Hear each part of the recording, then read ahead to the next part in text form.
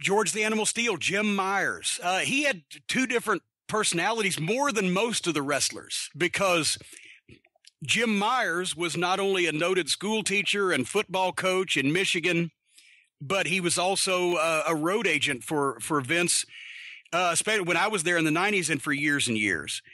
But as Jim Myers was well-respected, intelligent guy, very well-spoken, George the Animal Steele was one of the great, heel personalities in the history of the business. And I think, a lot of people, unfortunately, due to the video era, they just know him as, the comedy guy in the 80s with the green tongue that ate the turnbuckles. And I mean, that's for people who like that kind of thing. That's the kind of thing those people like. But he was an incredibly successful heel, as George the Animal Steele didn't speak English.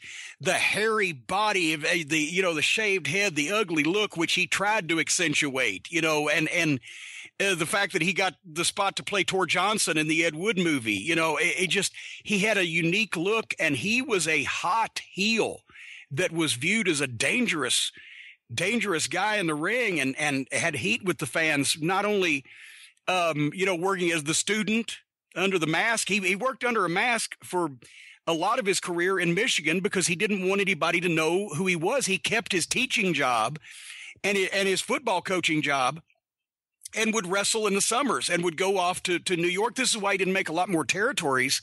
He'd either work at home under a mask in Michigan, or he'd go off to the WWF, where in those days there was no internet, so people weren't going to find out what he did. And if they did, he'd just kind of smile at them in class and say, I've heard that before, that I look like this guy. But, I once again enjoyed the more serious Animal instead of the comedy Animal, but he's part of everybody's childhood memories. And he was great to ride in the car with. He was funny as fuck, with a kind of a understated sense of humor, but very smart guy. And we made some trips together and commiserated together on the modern era of wrestling. This was in the 90s. we were still, back 20 years ago, we're still like, these fucking guys today. And at the time I was like 35. I'm like, these fucking guys today. I've been around for a long time, but not as long as George. Anyway, whether it be Jim Myers or George the Animal Steele, he was a gentleman too. And he was a great talent, and he had a lot of health problems. I think I've mentioned this on your show. We ought to just play the tape of your show, but, out of the blue, I guess it was probably 12 or 13 years ago, because he had problems.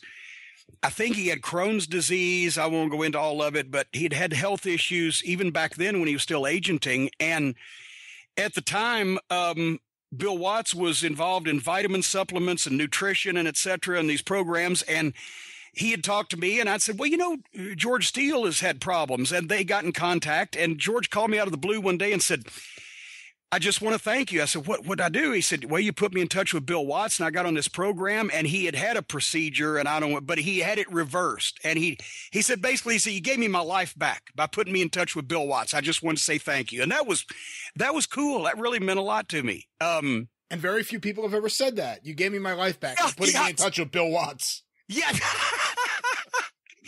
Usually they call up mad and go, motherfucker, goddamn. But anyway, once again, rest in peace, George the Animal Steele, Ivan Koloff. Hopefully we won't be doing this again next week here on the program. My favorite George the Animal Steele memory, that I personally experienced, I have a couple. One where he refused to get in my car because Dennis sent me to pick him up and was like 5 minutes late, and he wouldn't leave the hotel. But there was a show Dennis did in, I think, Totowa, New Jersey, at a hotel. There was like a fan convention during the day, and then there was a wrestling show at night.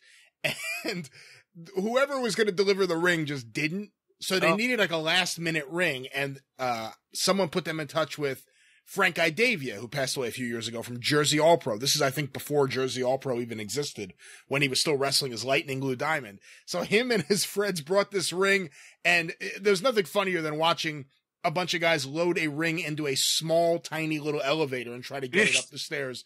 They finally get the ring up there. They build it. First match, someone takes a bump, and just a hole develops in the middle of the ring. Yeah, so, I've been through that just recently. Yes. So no one can safely take a bump without getting really badly hurt.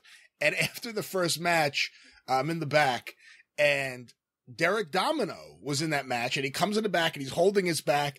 And for some reason, he walks right up to George Steele and he goes, "Oh man, don't take a bump in that ring." And very calmly, George Steele looks at him and he says, "Son, I haven't taken a bump in 35 years."